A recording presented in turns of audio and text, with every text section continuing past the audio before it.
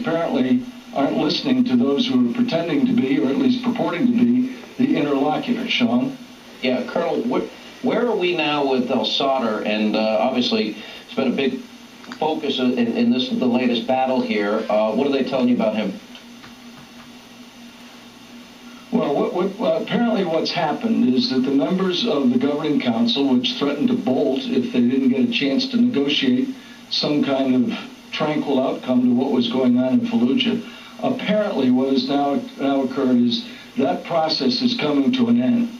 The Marines have reinforced their positions around Fallujah and in places like Ramadi, and they are ready for what may well turn out to be a resumption of offensive operations.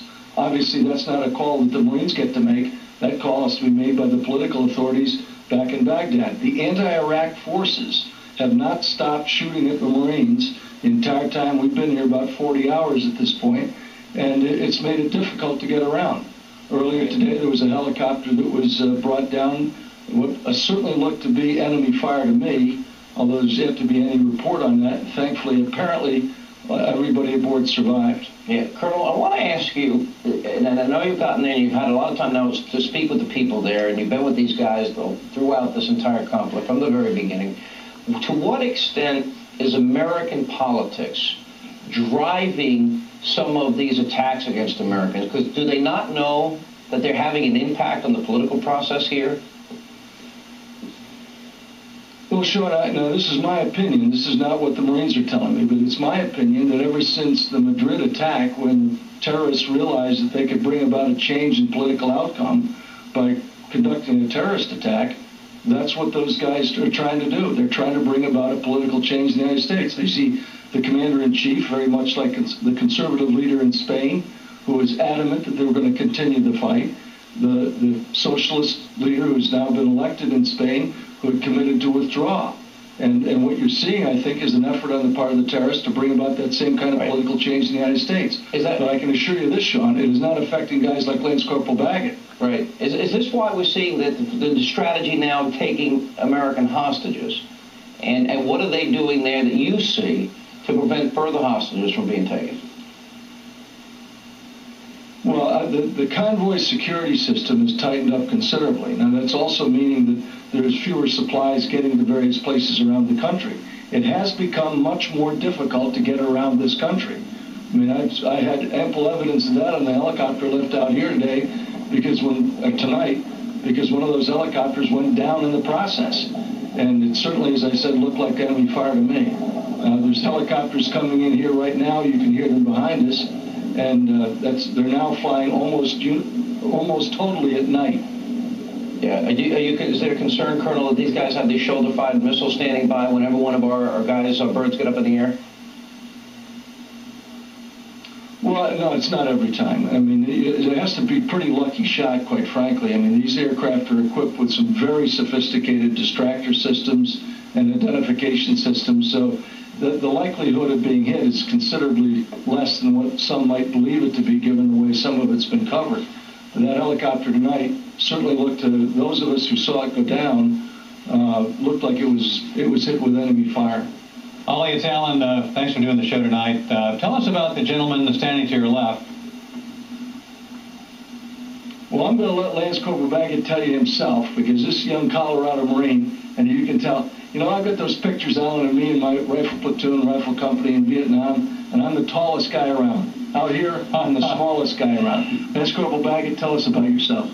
How you doing? I'm Lance Corporal Baggett from West Cliff, Colorado, out here with the 1st Marine Division attached to the G2. Tell me, you looking at the intelligence on these bad guys every day without giving away classified information. Are we winning? Yes, sir. No doubt about it.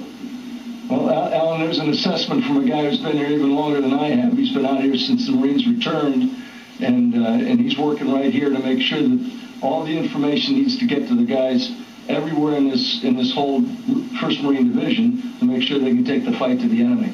Ollie, who are we turning the... I'd like to say hi to... Yeah, I'd like to say hi to my wife and kids back in West Cliff, Colorado, and other family in Colorado and down in Texas. Alan? All right, we're glad we could be the conduit for that. We're happy to do that. Tell Ollie, we are about to turn over the keys on July 1st. To of the things that happened here this week, and I think everybody needs to understand that, this operational pause or this temporary cessation of offensive operations was done to give the Iraqi Governing Council a chance to intervene politically in what has become not an uprising. This is not an uprising. I've seen uprisings. I was in places like Vietnam where they had uprisings. I've seen uprisings in places like the Gaza Strip and the like. This is not an uprising. But what they wanted to do was to give the Iraqi Governing Council an opportunity to intervene politically to see if they could bring about an outcome that didn't require the use of U.S. military force. What's very clear, and I think without giving away anything Corporal Baggett doesn't want me to say, it's very clear that there's a lot of foreign fighters involved in this endeavor. Am I correct? Yes, sir. To put it mildly, there's a lot of foreign fighters who've come into this country and who are contributing to the difficulty in bringing about the democratic outcome that these Marines are here to achieve. And given what's going on now, and given what you're experiencing, what is your sense of our ability to actually turn things over on that appointed date, or things that have to be postponed, given what you're seeing right now? Well, ultimately, that decision isn't going to be made even in Baghdad. It's going to be made probably in Washington, D.C. But from what I've seen in the 40 hours we've been on the ground, I don't see why this can't be brought to a successful conclusion. The number of fighters that are opposing the Marines compared to the vast 26 million people in Iraq, most of the Iraqi people are still waving at Marines. I mean, they're not out there shooting at them. As long as they're waving, they don't have a gun in their hands. And so most of the Iraqi people still apparently support the U.S. being here and support the kind of transition to democracy that we sought to achieve ever since the 20th of March last year.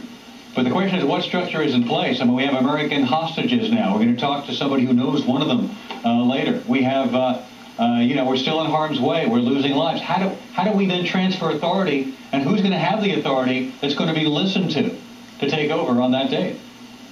Well, I mean, look at the interim Iraqi, the interim government in Iraq, the governing council that's been there now in place for several months, drew up a constitutional plan for this country.